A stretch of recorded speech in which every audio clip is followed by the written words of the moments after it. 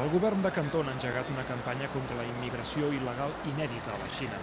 Els últims 5 anys, la ciutat ha registrat més de 30.000 sense papers i les autoritats han decidit endurir els controls. Xiaopeilu és l'únic barri de tot el país on ciutadans africans o d'Orient Mitjà són tan numerosos com els xinesos. Són els nous intermediaris entre el tercer món i el país que més barat produeix. Entre els molts a qui el negoci els funciona, alguns venen amb els mínims per començar i no sempre tenen sort.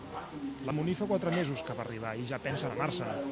Però el que guanya en aquest pis reconvertit en restaurant de moment no és suficient pel bitllet de tornada. Explica que la policia fa registres un cop al mes.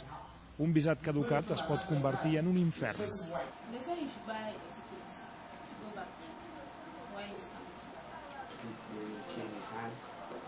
If you want to eat, they lose only the hands. After eating, take it more. As long as you don't get the money to buy it, it will be there forever.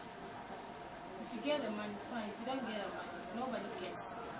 Mentre alguns estrangers denuncien abusos policials, discriminació i racisme, molts xinesos veuen aquest barri com un lloc insegur i fins i tot un potencial focus de terrorisme.